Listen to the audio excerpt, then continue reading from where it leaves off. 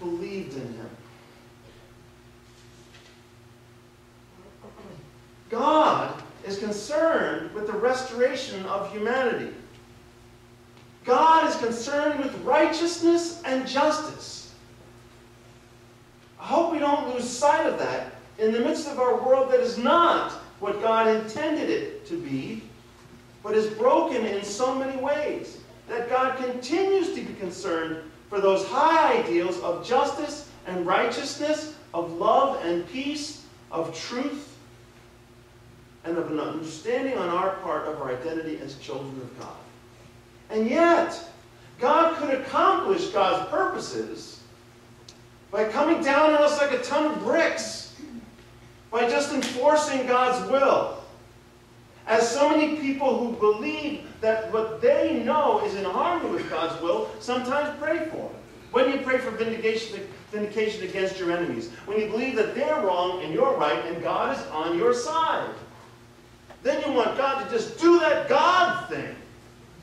Rock the world. Shake people up. Show God's presence and justice in a final and definitive way. The only time you pray for that, I believe, is when you don't think you're going to be the recipient of that kind of vindication and righteousness. When it's going to come down on somebody else's head and not your own. How often in our weakness we pray almost spontaneously and without thinking, God, get them. We never ever pray, God, get me. Do we? So God could come down just like that. In other words, God could be a tsunami, blowing away the world. In fact, Jesus seems to be saying to Mary, we've got bigger things than this to be concerned about. But look what happens then. Jesus makes this concession to his mother's will for the sake of the reputation of his family. Jesus makes this concession to his mother's will for the sake of the reputation and love for his family. So he does this miracle, and it's an amazing miracle. 120, 180 gallons of water become wine, and yet it's not for everybody. Did you notice that? It's an interesting feature in the story, I think, if you could think of different ways that this could have played itself out. If Jesus were really trying to sort of attract attention to himself, he might have, attention everybody, I'm going to turn this water into wine. I don't want you to miss it. Everybody take a little taste. It's water, right? Like a magician. You're watching. Are you watching? Watch now. He doesn't do that. There are only about a few more than 12 people who see what Jesus does. His disciples and the servants who bring him the water and then find out that it's turned into wine. It's this quiet miracle that inspires belief on the part of his disciples that just works its way into their hearts and minds. We believe also that Mary saw and understood what happened, and in that quiet, gentle way, God made this concession from glory to meeting the daily needs of God's people. Now, what's amazing to me is that God works this way all the time. In other words, we have the key to understanding what happens at the wedding at Cana because we just celebrated Christmas. This world groans in longing to be made new. At the time that Jesus came, the Jewish people were being oppressed by the Roman occupation. Enough people were suffering and dying every day because of cruelty and carelessness on the part of other human beings. And the Jewish people were praying, as so many people have prayed before and since, for God to come and do that new thing. In fact, we think that the very reason that so many people did not follow Jesus when he came was because of the way in which he entered the world and carried out his ministry. If he had gathered that army, if he had ridden into Jerusalem on the big white horse, if he had wiped out the Romans and cleared the land for the freedom of his people, then a lot of people would have turned around and said, oh, this must be the Messiah. But because of the way Jesus works, because of the way God works through Jesus, people don't recognize God's actions. Because it's quiet.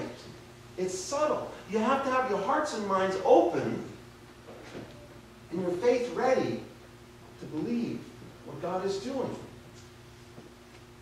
We want a tsunami? God sends showers. We want fire to burn all those who are evil and wicked, assuming that we're not included in that group. God sends light to warm our hearts. We want God finally, in the midst of all this brokenness and hatred and separation and death and struggle and sickness, to come down like a ton of bricks and make everything right. And instead God says, I'm going to work through you. This amazing concession on the part of God to not overwhelm God's people, but to incorporate us into that work of mission and ministry. And that's a miracle. That's a miracle. That God could restrain God's own desire for righteousness and justice until we could come along with the plan. How many times have we said to God in our own prayers, much what Mary says to her son Jesus? Not they have no wine, but my friend is sick. Do that, God. People are hungry. Do that, God. And God says, no, through you. Because it's not about that separation between God working miracles and us standing around going, whoa, like it's a divine fireworks show.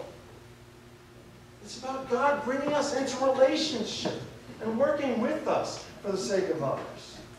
Working for healing, for peace, for strength, through you. That's tough. That means we can't just stand by and say, okay, God, any time now. Whatever's ready for you, I'll just wait and watch. We're not called to do that, are we? We're called to cooperate with God in this work of mission. And we do. And we do. And we see God entering into the world through us. That's the miracle. That's the miracle. But this too to remember. Lest we ever get confused that what God does is limited by our own ability. The wine that Jesus made at the wedding at Cana was a huge and abundant amount. Maybe 180 gallons of wine. God's grace working through us creates a tremendous abundance. You know, when our congregation asks for you to help, whether it's to give blood or to contribute to Hope's Door or to put together packages for the seafarers or to contribute to world hunger, do you ever wonder how the person who receives your gift feels about that? Now for you it might be, okay, I bought a knit hat for a seafarer, I gave a pint of blood. But think about the recipient of that gift. What for you may be a small thing is for them the abundance of God's grace. It's that Cana miracle all over again. As God works through each of us and through so many others to bring more of God's light and life into the world. That's the miracle. The miracle of Cana is the miracle of God calling us children and inviting us together into mission and ministry.